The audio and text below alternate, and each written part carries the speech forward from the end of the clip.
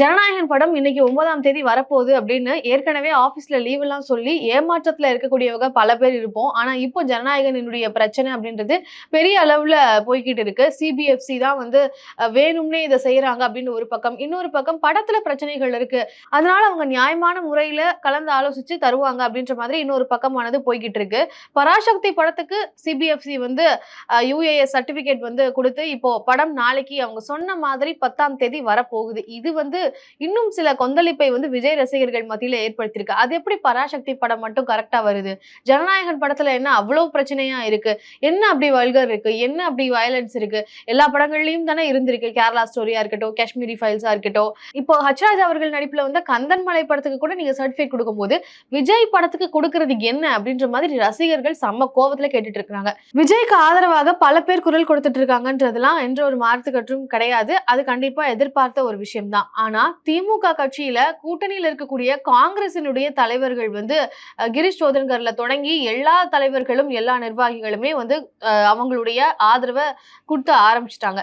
கிரீஷ் சோதன்கருடைய கருத்தெல்லாம் வந்து ரொம்பவே ஆச்சரியத்துக்கு உள்ளான ஒரு கருத்து அப்படின்னு சொல்லணும். ஏன்னா அவர் சொன்ன வார்த்தைகள், நீங்க வந்து நடிகர் விஜய் கூட மோதாதீங்க, பாலிடிக்ஸ் பேசக்கூடிய அரசியல்வாதி விஜய் கூட மோதுங்க அப்படின்ற மாதிரி எல்லாம் வந்து போட்டிருக்கிறாரு. இது விஜய்க்கு இன்னும் ஒரு மைலேஜை வந்து ஏத்தி இருக்கு அப்படின்னு தான் சொல்லணும். காங்கிரஸ் ஏன் இதை பண்றாங்க? காங்கிரஸ் வந்து இவ்வளவு நாள் அமைதியா தானே இருந்தாங்க, இப்போ ஓப்பனாவே வந்து விஜய்க்கு ஆதரவு தெரிவிக்கிறாங்களே, இந்த பிரச்சனையில ஆதரவு மனப்பான்மையில பாஜக மேலதான் குற்றச்சாட்டு அப்படின்ற மாதிரி காங்கிரஸ் ஏன் இதை சொல்றாங்க அப்படின்ற மாதிரி பல கேள்விகள் வருது. திமுக கூட்டணியில இருக்கக்கூடிய காங்கிரஸை பொறுத்த வரைக்கும் பிரவீன் சக்கரவர்த்தி தாவேகா தலைவர் விஜயை சந்திச்சது ஒரு பேசும் பொருளா மாறி அதுக்கு விளக்கம் கேட்ட போது பிரவீன் சக்கரவர்த்தியே சொல்றாரு, ஏன் நான் ஒரு தனி நபரா, ஒரு பிரபலமான நடிகர், இத்தனை பேர் ஃபாலோவர்ஸ் இருக்கிறாங்க, அவரை நான் மீட் பண்ண கூடாதா? ஒரு கட்சியில இருந்தா இன்னொரு கட்சி நபரை மீட் பண்ண கூடாதுன்னு ஏதாவது சட்டம் இருக்கா அப்படின்ற மாதிரி கேள்வி எழுப்பிட்டாரு. தனி நபரா நான் சந்திக்கணும்னு விருப்பப்பட்ட நான் சந்திச்சேன், கூட்டணி பேச்செல்லாம் கிடையாது அப்படின்ற மாதிரி சொல்லிட்டாரு. பட் இருந்தாலும் இதெல்லாம் நம்புற மாதிரியா இருக்கு அப்படின்றதுதான் நம்மளுடைய கேள்வி. கட்சி அரசியல் வந்து இப்போ தேர்தல் நெருங்கிட்டு இருக்கு. 2 கட்சிகள் மத்தியில யாரு கூட்டணியில போறாங்க? தாவேகாவும் ஓப்பனா கூட்டணி அறிவிப்பெல்லாம் கொடுத்துட்டு இருக்காங்க. காங்கிரஸ் என்ன செய்ய போறாங்கன்ற ஒரு எதிர்பார்ப்பு இருந்துட்டு இருக்கும்போது காங்கிரஸ்ல முக்கியமான நிர்வாகி ஒருத்தர் போய் டிவிகே விஜயை சந்திச்சுட்டு வந்தா இதெல்லாம் கேள்வி கேட்க கூடாது, இது என்ன சட்டமா அப்படின்ற மாதிரி கேட்கறதெல்லாம் வந்து சும்மா அவங்களே சொல்லிக்கிறது அப்படின்றது நம்மளுக்கே வெளிப்படையா தெரியுது. கண்டிப்பா கூட்டணி பத்தி பேசியிருக்கிறாங்கன்றதுதான் இப்போ ஸ்ட்ராங்கான மக்கள் மத்தியில இருக்கக்கூடிய ஒரு ஒப்பீனியனாவும் இருந்துட்டு இருக்கு.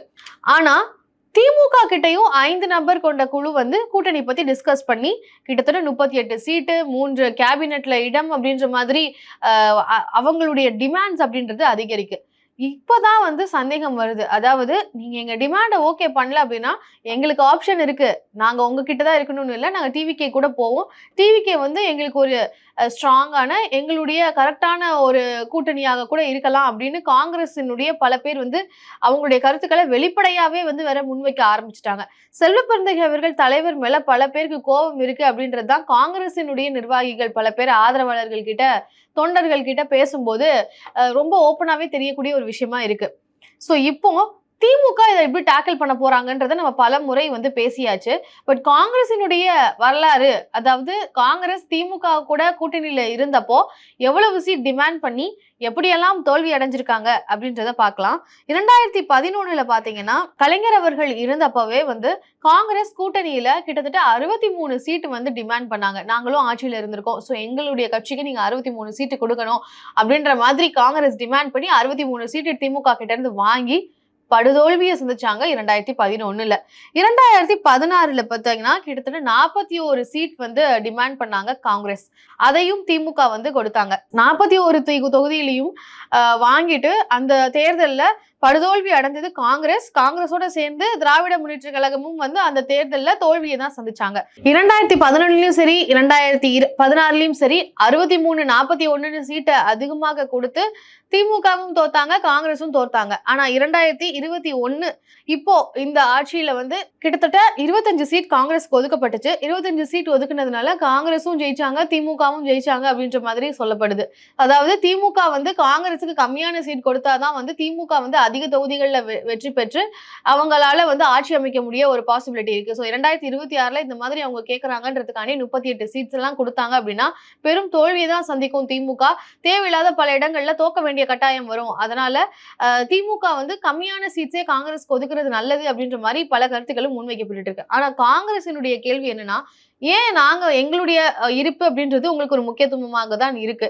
பாஜக எதிர்ப்புன்ற உங்க அரசியலுக்கு எங்களுடைய தேவை அப்படின்றது கண்டிப்பா ஒரு முக்கியமான விஷயமா இருக்கு. ஏன்னா திமுக பாத்தீங்கன்னா கடந்த காலத்துல பாஜகவோட கூட்டணி வச்சிருக்கக்கூடிய ஒரு கட்சியா இருக்கு. ஆனா இப்போ அவங்க பண்ணக்கூடிய அரசியலுக்கு பாஜக எதிர்ப்பு அப்படின்ற அந்த ஒரு அரசியலுக்கு காங்கிரசினுடைய தேவை அப்படின்றது இருக்கும் பட்சத்தில் எங்களுடைய நீட் உங்களுக்கு இருக்கும்போது நாங்க கேட்கக்கூடிய சீட்ஸை டிமாண்ட் பண்ணக்கூடிய சீட்ஸை தாங்க அப்படின்றதுதான் காங்கிரசினுடைய ஒப்பீனியனா இருக்கு. இவ்வளவு நாட்கள் நாங்க வந்து அமைதியா இருந்துட்டோம். ஆனா ஆட்சியிலும் பங்கு, அதிகாரத்திலும் பங்கு அப்படின்ற ஒரு முழக்கத்தையும் காங்கிரஸ் எடுத்து வச்சு சீட்ஸையும் வந்து பயங்கரமா டிமாண்ட் பண்ணிட்டு இருக்காங்க.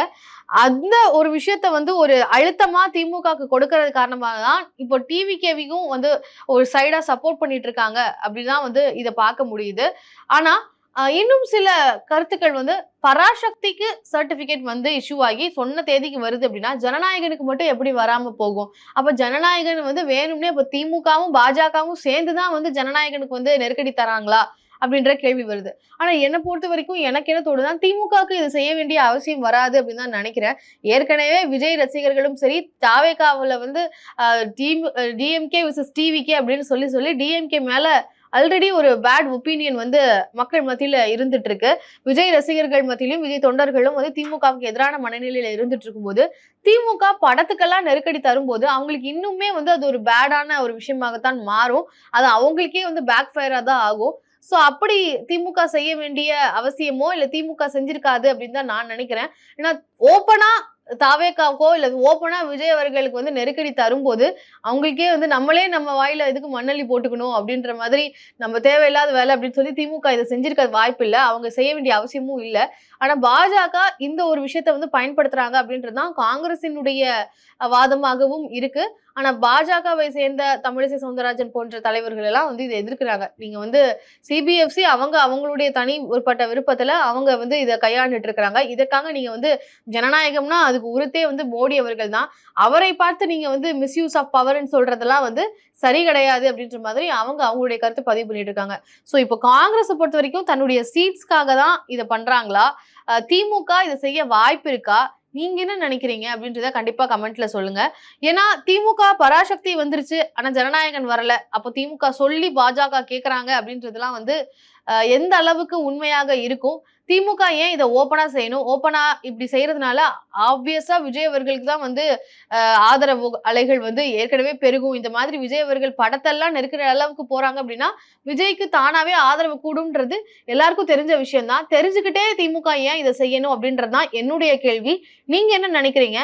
காங்கிரஸ் தாவேகா கூட்டணியில இருக்கணுமா, திமுக கூட்டணியில இருக்கணுமா? ஏன்னா தாவேகாவுல இருக்கிறது காங்கிரஸுக்கு இந்த வெற்றி வாய்ப்புகளை தேடி தருமா, திமுகவுல தேடி தருமான்னு கேட்டா திமுக இப்போ ஒரு ஸ்ட்ராங்கான அலையன்ஸ் மேக் பண்ணிருக்கிறதுனால திமுக கூட தான் இருப்போம் அப்படின்றத காங்கிரஸை சேர்ந்தவர்களே சொல்றாங்க.